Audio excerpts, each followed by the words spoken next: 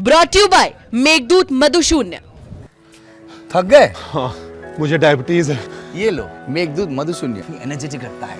अरे वाह। मेघदूत मधुशून्य खाओ, फिट एंड फाइन हेल्थ बनाओ। नहीं, विभागीय कार्रवाई जब भी होती है, यदि किसी गंभीर आरोप में विभागीय कार्रवाई होती है तो एक नॉर्मल प्रोसीजर है कि जो अधिकारी होता है उसको निलंबित कर दिया जाता है।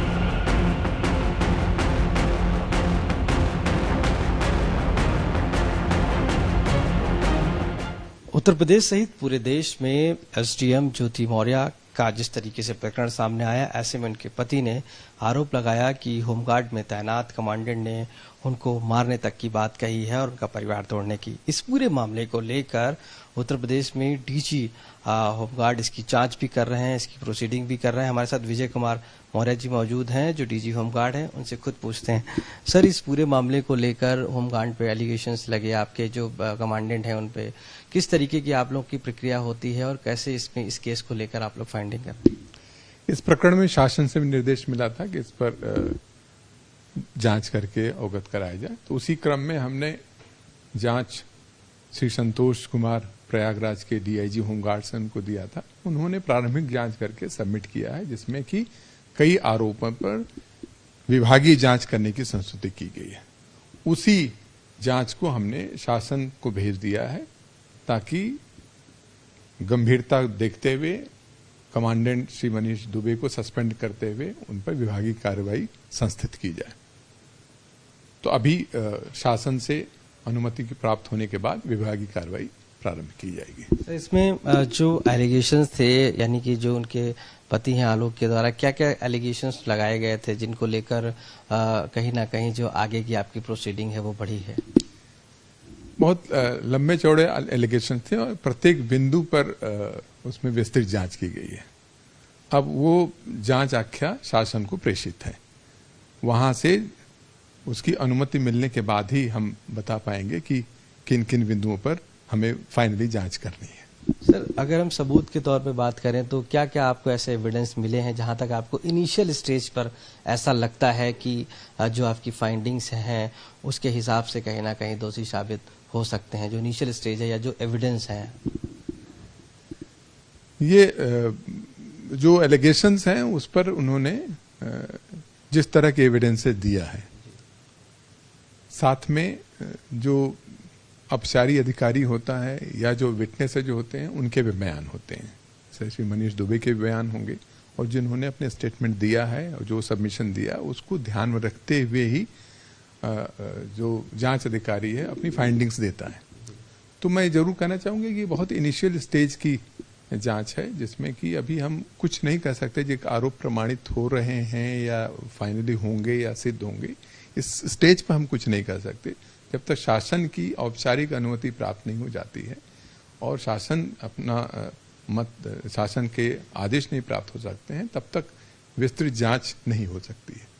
सर, इसमें क्या एफआईआर के भी चांसेस हैं? आपको लगता है अगर पुलिस की जरूरत पड़ती है तो क्या आप उस लेवल से भी इन्वेस्टिगेट कराते हैं, क्योंकि जो आपका इन्वेस्टिगेशन का जो प्रोसेस होता है उसके क्रम में? पुनः मैं कहना चाहूंगा कि हम विभागीय जांच कर सकते हैं, पुलिस का इन्वेस्टिगेशन नहीं कर सकते हैं। इसलिए जहां पर हमें ऐसे बिंदु लगे हैं जहां पर कि पुलिस इन्वेस्टिगेशन की आवश्यकता, उसकी भी हमने संस्तुति की है।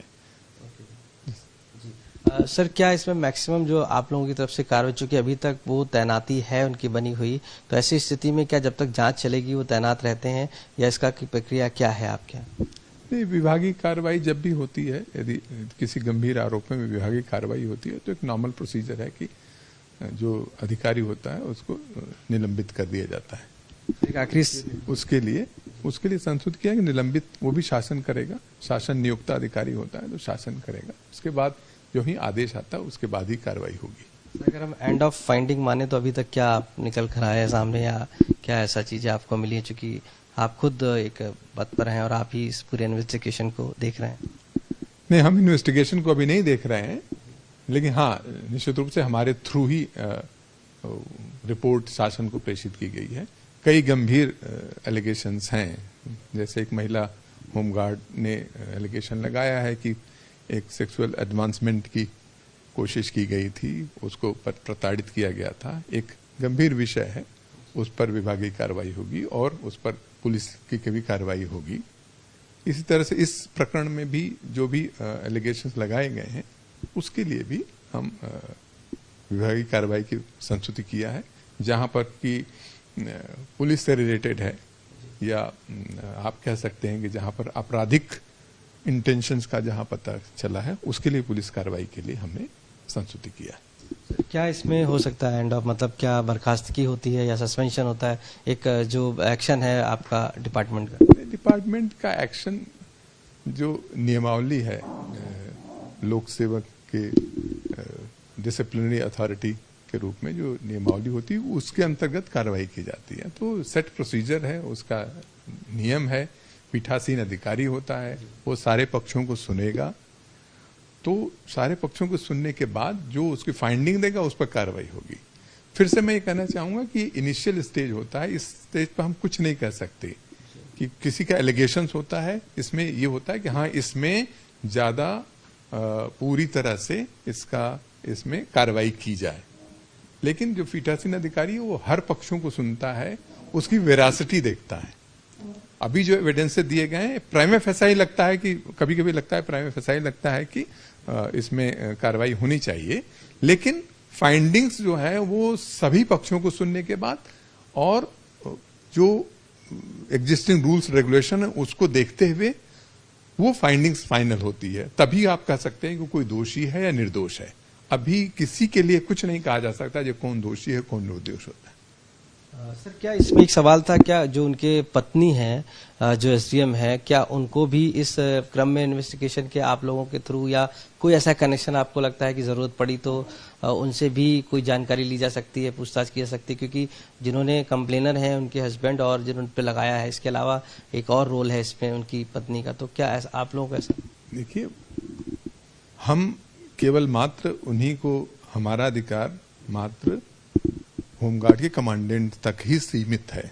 उसके बियॉन्ड हम किसी के खिलाफ न तो कार्रवाई कर सकते हैं न कार्रवाई करने के लिए अधिकृत है। थैंक यू सर बात करने के लिए। तो विजय कुमार मौर्य जी साफ तौर से मानना है कि जो भी इस इनिशियल स्टेज पे एविडेंसेस मिले हैं उनके लिए ऊपर शासन को बताया गया है और फाइंडिंग के बाद जो भी निर्णय होगा उसके हिसाब से कार्रवाई की जाएगी।